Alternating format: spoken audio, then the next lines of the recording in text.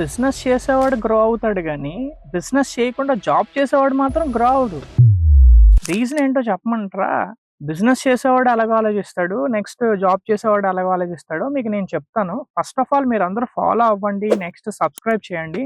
So that ఇలాంటి contents అన్నీ కూడా బిజినెస్ గురించి మీ ముందుకే వస్తాయన్నమాట. సో, బిజినెస్ చేసేవాడు గ్రో అవ్వడానికి కారణం ఏంటో చెప్పమంటారా?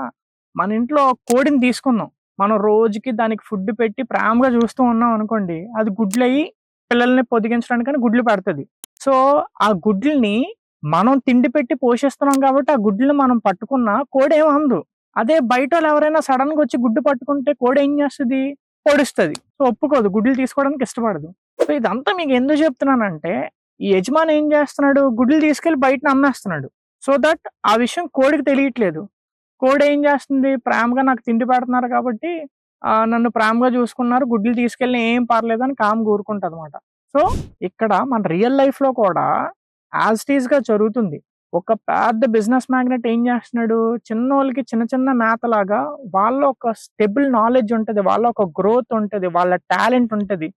సో, ఆ టాలెంట్‌తో వాళ్ళేం జేస్తారు ప్రతి ఒక్కళ్ళున, వాళ్ళ స్ట్రాటజీతో, వాళ్ళ స్టాండర్డ్స్ తోటి కంపెనీ కోసం వర్క్ చేసి, కంపెనీని గ్రో చేస్తూ ఉంటారు.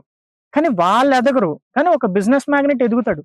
ఒకవేళ అదే పర్సన్ వల్ల కంపెనీ హెడ్‌కి ఉపయోగం లేదనుకోండి ఏం జేస్తాడు?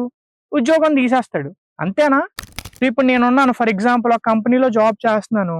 నేను అప్‌డేటెడ్‌గా ఆ కంపెనీ వోడికి అప్‌డేటెడ్‌గా వర్క్ చేసి సో, ఒక క్రియేటివిటీగా ఆలోచించి కంపెనీని గ్రో చేసే ఒక స్ట్రాటజీని తీసుకెళ్ళి పెడితే నన్ను జాబ్‌లో ఉంచుకుంటాడు. నాకు సాలరీ ఇస్తాడు.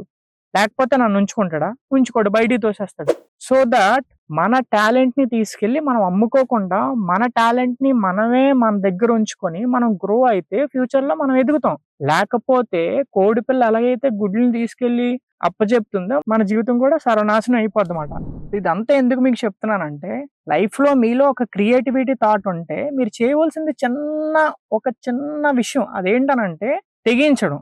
సో, తెగించి గాని మీ క్రియేటివిటీ థాట్స్‌తో గాని మీరు గాని ఓన్‌గా బిజినెస్ చేయాలన్న స్ట్రాటజీతో మీరెళ్లారనుకోండి, ఇండియాకి మనం ఒక సపోర్ట్ అవుతాం. అంటే ఆర్థికంగా మనం సపోర్ట్ చేసినట్టు, అలాగే మనల్ని ఇన్స్‌పిరేషన్‌గా తీసుకొని చాలా బిజినెస్ మ్యాగ్నెట్స్ గ్రో అవుతూ ఉంటారు. సో, ఇప్పుడు నేను చెప్పే కంటెంట్ మీకు నచ్చితే ఫాలో అవ్వండి, సబ్స్క్రైబ్ చేయండి. ఎందుకనంటే మనం ఇక నుండి 6 డేస్ 6 జోనర్స్‌ని సెలెక్ట్ చేసుకొని లైక్ ఒకరోజు మనం బిజినెస్ మ్యాగ్నెట్ గురించి చెప్తాం. ఒకరోజు ఒక స్పోర్ట్స్ పర్సన్ గురించి చెప్తాం. ఒకరోజు చాలా మంది కొంతమంది ఏంటనంటే ఒక హెల్పింగ్ నేచర్ చేయాలి అన్న థాట్ తో పద్మశ్రీని తీసుకునే వాళ్ళు ఉంటారు. అంటే వాళ్ళు ఒక యూనిక్ ని క్రియేట్ చేసుకుంటారు. లైక్ ఎలాగా అంటే కొంతమంది ఫారెస్ట్ లోని అరౌండ్లీ ఒక 100 ఏకర్స్ లోని మొక్కల్ని పండించి ఇన్స్పిరేషన్ గా గవర్నమెంట్ కనిపించి పద్మశ్రీ అవార్డ్స్ అలాంటివి వచ్చిన పర్సన్స్ కొంతమంది ఉంటారు. సో, అలాంటి వాళ్ళ కోసం కూడా ఒక ఇన్స్పిరేషన్ వీడియోస్ చేయడం, బిజినెస్ మ్యాగ్నెట్ జోనర్ అలాగే అన్ని జోనర్స్ ని తీసుకొని మనం వీడియోస్ చేద్దాం అనుకున్నాం కాబట్టి సో 6 డేస్